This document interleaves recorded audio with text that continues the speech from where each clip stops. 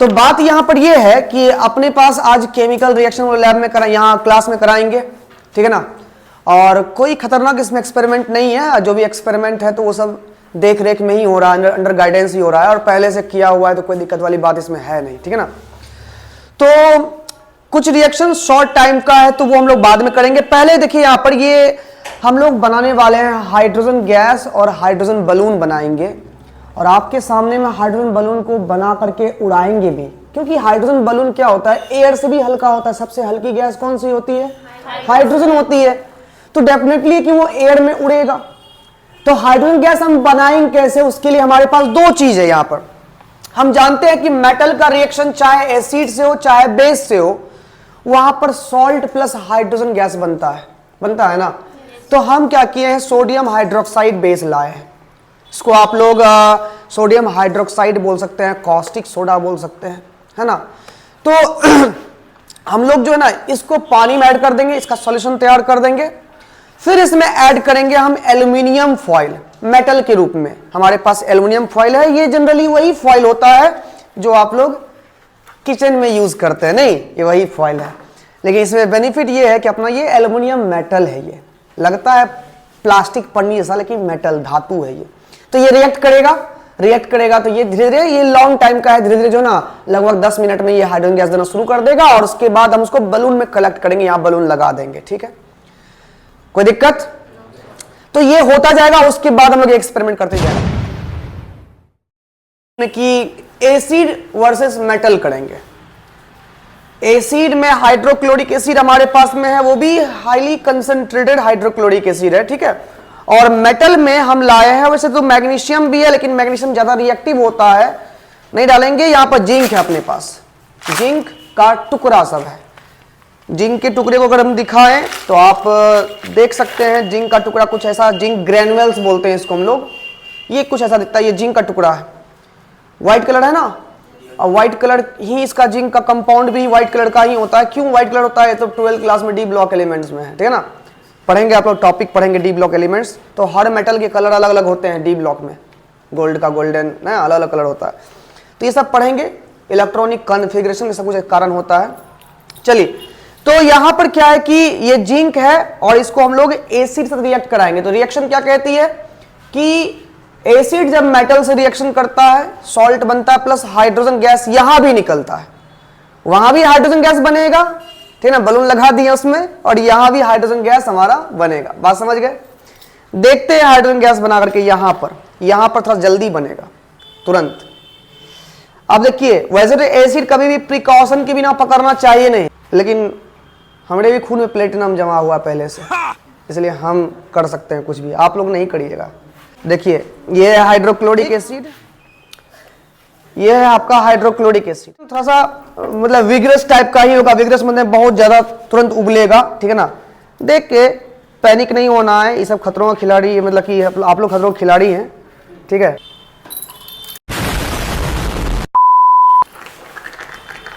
ये जो गैस निकल रही है वो गैस कौन सी गैस है, हाइड्रोजन गैस है, जिसका स्मेल जो पॉल्यूशन नहीं करता, लेकिन इसका स्मेल बड़ा कॉरोसिव टाइप का होता है। हाइड्रोजन गैस जलेगा जी, जलना चाहिए,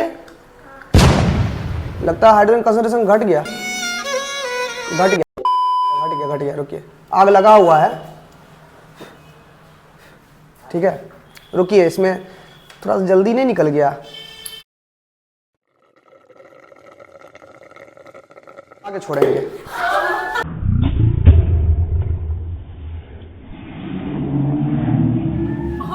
यहां कहा निकले, नहीं सारुण के यहाँ कुछ तो गड़बड़ है, जरूर कोई ना कोई गड़बड़। Displacement reaction. तो अब जो हमारा रिएक्शन यहां पर होने वाला है, सेकेंड जो एक्सपेरिमेंट करने वाले, एक एक्सपेरिमेंट अपना चल रहा है, बलून इसमें फूल रहा है, ठीक है ना, जो बाधाएं आई थी बाधाएं दूर कर दी और स्माइली बलून लाया गया, चलिए ठीक है।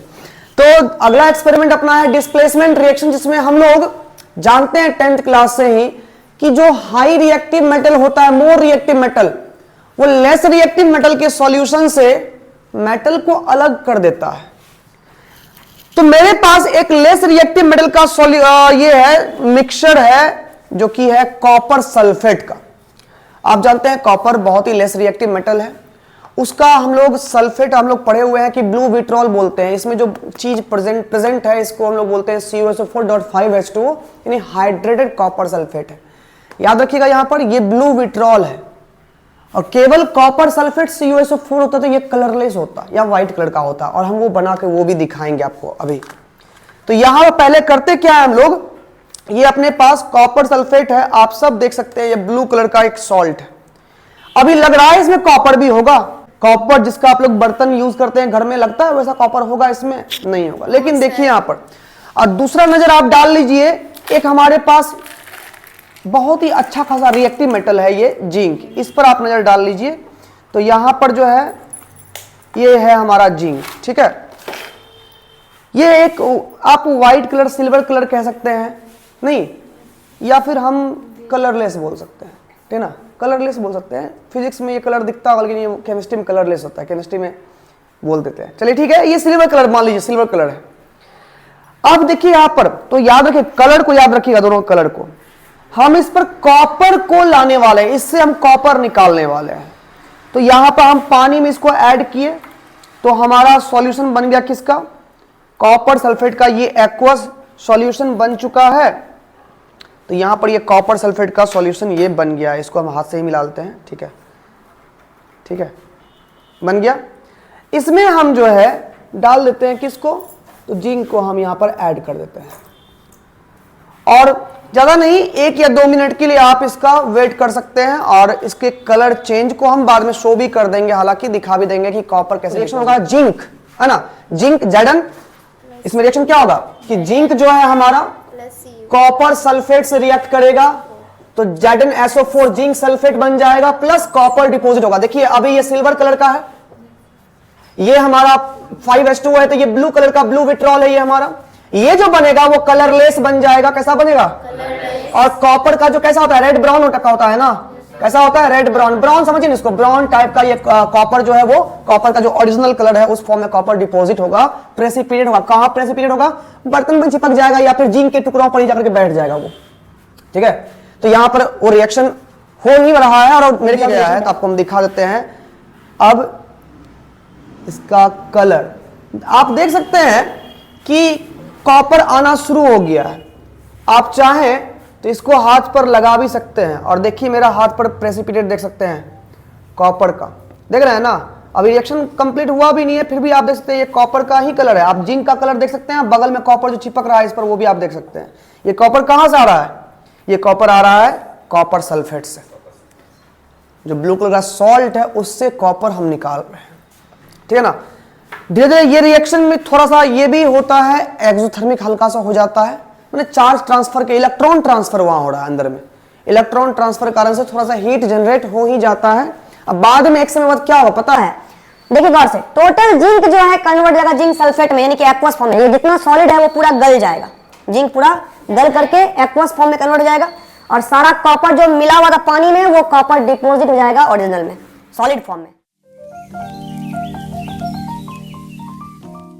सॉलिड में लेकिन पूरा परफेक्ट पाउडर होगा, परफेक्ट पाउडर, क्योंकि एक एक एटम कॉपर का निकल रहा है बाहर, समझ रहे ना, एकदम परफेक्ट पाउडर के फॉर्म में मिलेगा, ठीक है। चलिए, तो एक रिएक्शन हो गया आपका डिस्प्लेसमेंट रिएक्शन।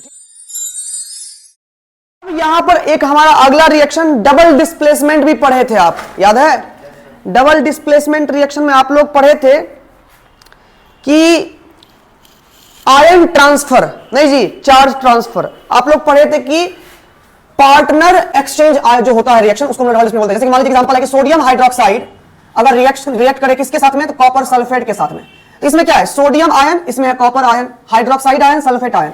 पानी में डालेंगे दोनों आयनाइज हो जाएगा, और फिर आयन ट्रांसफर होगा, सोडियम सल्फेट बन जाएगा और कॉपर हाइड्रोक्साइड बन जाएगा। तो बनेगा क्या, कॉपर हाइड्रोक्साइड का एक ब्लू कलर का डार्क लिक्विड बनेगा, प्लस सोडियम सल्फेट का एक सॉलिड, एक मिक्सचर मिलेगा जिसमें सोडियम सल्फेट और कॉपर हाइड्रोक्साइड होगा। इसमें हम क्या कर रहे हैं, इस रिएक्शन करवाने के लिए हम सोडियम हाइड्रोक्साइड थोड़ा सा ऐड कर रहे हैं अपने टेस्ट ट्यूब में, ठीक है। ध्यान से देखिएगा, थोड़ा सा ही से काम चल जाएगा। तो ये हम सोडियम हाइड्रोक्साइड थोड़ा सा लिए हैं और टेस्ट ट्यूब में इसको हम डाल रहे हैं, ठीक है। अब इसमें हम क्या कर रहे हैं, थोड़ा सा पानी ऐड करेंगे, ध्यान से देखिएगा। इसमें हम थोड़ा सा पानी ऐड कर रहे हैं, थोड़ा सा नहीं, बहुत ज्यादा हो गया, तो खैर ज्यादा भी हो गया तो इसको हम थोड़ा सा डाइल्यूट कर लेते हैं। इसमें सोडियम हाइड्रोक्साइड है और डाइल्यूट कर लेते हैं इसको हम, ठीक है। अच्छा, तो ये अभी डाइल्यूटेड सोडियम हाइड्रोक्साइड हो गया है, ठीक है ना। और इसका आप कलर देख सकते हैं, ये व्हाइट कलर दिख रहा है, या कलरलेस आप इसको बोल सकते हैं। अगर बढ़िया से सिस्टम देखा जाए तो कलरलेस ही है वास्तव में, ठीक है ना, कलरलेस है। और इसका थिकनेस भी कोई खास नहीं, देखिए पानी सा ये तैर रहा है, लेकिन कोई मोटा लिक्विड नहीं है ना। अब इसमें हम क्या कर रहे हैं, कॉपर सल्फेट एक सॉल्यूशन प्रिपेयर थोड़ा सा कर लेते हैं इस ढक्कन में।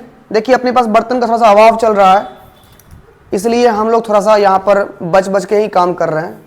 ध्यान से देखिएगा, यहां पर ये किसका सॉल्यूशन बन गया है बताइए, कॉपर सल्फेट बन गया, ठीक है, बढ़िया से मिला लिए और इसमें ऐड कर रहे हैं। तो यही देखिए सोडियम हाइड्रोक्साइड इसमें प्रेजेंट है, कॉपर सल्फेट डाल रहे हैं। जरा कलर देखिएगा, ठीक है ना, और लिक्विड का आप डेंसिटी देखिएगा, लिक्विड कैसा हो रहा है।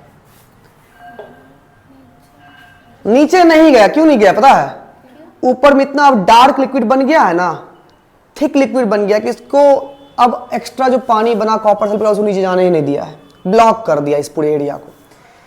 तो देखिए यहां पर ये क्या हुआ है, देखिए अब देखिए लिक्विड कैसा बन गया। अब आपको दिखाएं, हम लिक्विड निकाल के आपको दिखाएं तो अपने पास जो चीज आ गई है वो आप यहां से देख सकते हैं, ठीक है। ये सॉल्यूशन मिला है, ये शैम्पू की तरह दिखने में लगता है, ठीक है ना, सोपी टच ही होगा। और ये जो अंदर में सॉल्यूशन आया है वो है आपका मिक्सचर, किसका, कॉपर हाइड्रोक्साइड और किसका, सोडियम सल्फेट का, ठीक है ना। ये इस रिएक्शन में हमारा जो रिएक्शन एक्चुअली में हुआ है वो डबल डिस्प्लेसमेंट है। इसमें कुछ खास चेंज आपको दिख नहीं रहा होगा, क्योंकि इसमें आप अगर लेकिन खुद करिएगा एक्सपेरिमेंट तो नजर आ जाएगा कि इसमें चेंज क्या हुआ। चेंज दो चीज में हुआ, लिक्विड का थिकनेस में चेंज आ जाता है इसमें रिएक्शन में। यहाँ तो कम बदला क्योंकि मेरे पास सोडियम हाइड्रोक्साइड बहुत ज्यादा कंसंट्रेटेड में ले लिए थे, हम थोड़ा ज्यादा ले लिए थे इसलिए, नहीं तो जो ना ये पूरा डार्क लिक्विड बनता है। इसका वीडियो भी मेरे चैनल पर अवेलेबल है जिसमें हम परफेक्ट रिएक्शन कराए, बड़े बर्तन में करवाए हैं रिएक्शन, ठीक है ना, इंस्टाग्राम पर भी डाले हुए हैं। चलिए इसमें उतना मजा नहीं आया, लेकिन चलिए दो रिएक्शन तो हो गया ना, डिस्प्लेसमेंट पर आए, डबल डिस्प्लेसमेंट पर आए, मेटल वर्सेस एसिड पर आए, मेटल वर्सेस बेस पर आए।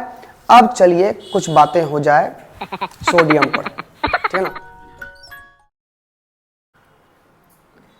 देखिए अच्छे से, ये है मरकरी लिक्विड, देख रहे हैं ना, और किस तरह से ये डांसिंग लिक्विड तरह काम करता है, देख सकते हैं ये डांस करता है। अभी आपको तुरंत बताए थे कि ये डांस क्यों कर रहा है। मरकरी में जो है ना फोर्स, देखिए हाथ से जो मरकरी चिपका हुआ है वो है फोर्स ऑफ एडहेशन, यानी एडहेसिव फोर्स। और जो मरकरी खुद के मरकरी के मॉलिक्यूल से चिपका हुआ है वो है कोहेसिव फोर्स। और मरकरी में कोहेसिव फोर्स बहुत ज्यादा होता है किसके तुलना में, जिसके कारण से ये हाथ से नहीं चिपक करके खुद के मॉलिक्यूल से ज्यादा चिपक रहा है। वही पानी को दूसरे से ही खाली प्यार होता है, समझ गए ना। हल्का सा हीट कर दीजिए पानी का मॉलिक्यूल दूसरे पानी के मॉलिक्यूल धोखा दे देता है, यानी पानी उड़ना शुरू कर देता है। लेकिन पानी दूसरे से चिपक रखता है बढ़िया से, बात समझ गए ना। लेकिन मरकरी में वो बात नहीं है। अब इसलिए मरकरी में कोहेसिव फोर्स ज्यादा होने की वजह से ये किसी सरफेस पर चिपकता बिल्कुल भी नहीं है। अगर आप नीचे फेंक भी देंगे तो इसको कलेक्ट हम कर सकते हैं, बशर्ते मिल जाए, अगर है ना, मिल जाए तो हम कलेक्ट कर सकते हैं, समझ गए ना। और ये हाई टॉक्सिक होता है, इसको इनहेल करना यानी कि इसको ले लेना बहुत ही खतरनाक हो सकता है। और दूसरी बात, इसकी डेंसिटी बहुत हाई होती है कि अगर इस पर हम कुछ मेटल रख दे, लाइक वो चुंबकीय एगो टुकड़ा लाओ हमको, मैग्नेट है न्यूडियम मैग्नेट है, मरकरी अगर यहां रखे तो ये चिपकता नहीं है, इसका मतलब मरकरी लोहा की तरह मैग्नेटिक नहीं होता है। दूसरी बात देखिए जरा सा, यहां पर हम मैग्नेट जो कि भारी था, जो इटसेल्फ भारी था, उस पर हम लिक्विड पर रख दिया हम इस मैग्नेट को। जरा देखिए यहां पर ये बिल्कुल भी नहीं डूब रहा है। आप इसमें मैग्नेट और बढ़ा सकते हैं, 3-4 पीस दे दीजिए हमको, देखते हैं कब तक ये नहीं डूबता है। तो यहां पर और हम वेट बढ़ा रहे हैं, तो यहां पर देखते हैं क्या होता है। देखिए अभी भी मरकरी नीचे में है, मरकरी नीचे में ही है, ठीक ना, पार्शली हल्का सा हुआ लेकिन वो डूबा होने नहीं, मरकरी ऊपर आ ही नहीं रहा है, वो बीच में दबा हुआ अलग बात है, लेकिन अभी भी मरकरी नीचे में ही है, ठीक है ना। तो ये पानी अगर यही होता तो ये डूब जाता पानी में, लेकिन ऐसा इसमें नहीं हुआ है, देख रहे हैं ना, ये देखिए नहीं डूबेगा। टूट के अलग हो जाएगा लेकिन डूबेगा नहीं। बात समझ गए ना, क्योंकि इसकी डेंसिटी बहुत हाई होती है। बात समझ में आ गया ना, इसलिए लो डेंसिटी चीज जो है ना उसके ऊपर फ्लोट। देख सकते हैं कि रस्ट का लेयर चल चुका है, इस पर लचड़ चुका है। और रस्ट का लेयर मतलब मैग्नीशियम ऑक्साइड का ये लेयर है। आप लोग 10th में तो पढ़े होंगे कि मैग्नीशियम ऑक्साइड को हम लोग साफ करते हैं सर इन स्क्रैच पेपर से, हम लोग इसको ये करते हैं। और स्क्रैच पेपर अपने पास नहीं है, गरीब आदमी है, तो यहां पर हम कपड़ा से काम चला रहे हैं, ठीक है ना। तो यहां पर लगभग साफ कर चुके हैं। अब देखते हैं यहां पर इसका रिएक्शन कैसा होता है, ठीक है। देखिए जला रहे हैं इसको,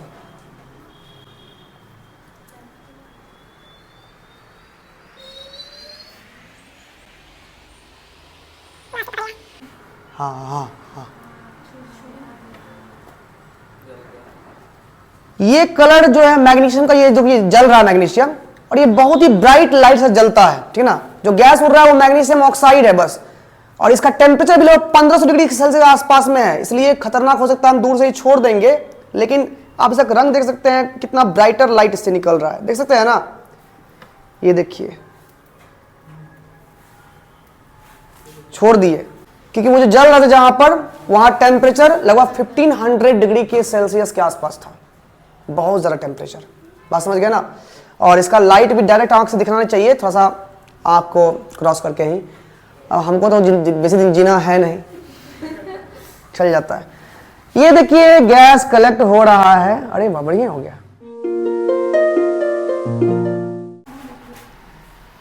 तो यहां पर हम कॉपर सल्फेट को यहां पर हीट कर रहे हैं। इससे क्या होगा, जो ब्लू विट्रॉल में वाटर ऑफ क्रिस्टलाइजेशन है, वो वाटर गर्म होने के कारण से क्या हो जाएगा, वाटर हट जाएगा, उड़ जाएगा। और जब ब्लू विट्रॉल से पानी उड़ जाएगा ना, तो ये नॉर्मल कॉपर सल्फेट रह जाएगा, जिसका कलर आप लोग देख ही सकते हैं बाद में क्या होने वाला। अरे कलर देख रहा है, कैसा हो रहा है कलर। हाँ, कॉपर सल्फेट, दोनों ही कॉपर सल्फेट है, बट एक क्या है आपका ब्लू विट्रॉल है, और एक में हम हाइड्रेशन, जो पानी जो था वाटर क्रिस्टलाइजेशन फॉर्म में वाटर जो था प्रेजेंट था, उसको हम उड़ा दिए। क्या हो अगर इसमें वापस हम वाटर को ऐड कर दें, तब ये कैसा हो जाएगा, देखते हैं। यहां पर चम्मच पर तो प्योर व्हाइट है ना, है ना। हम देखते हैं यहां पर, ये पानी लिए, कुछ कुछ वाटर, ठीक है, और ये वाटर हम डाल रहे हैं। देखिए कलर कैसा हो गया, फिर से ब्लू हो गया ना। क्या हो गया, अगर हम इसी पर ऐड कर दें, ये कलर जहां जहां पानी गिरा कलर कैसा हो रहा है, ब्लू हो रहा है ना। यानी कि कॉपर सल्फेट जैसे ही हाइड्रेटेड फॉर्म में आता है तब उसका कलर ब्लू होता है। अगर हाइड्रेटेड फॉर्म में नहीं रहे तो उसका कलर कैसा होता है, व्हाइट होता है। समझ गए ना, वही कलरलेस होता है, समझ गए ना। तो ये हुआ। उधर हमारा हाइड्रोजन बलून जो है ना बन रहा है,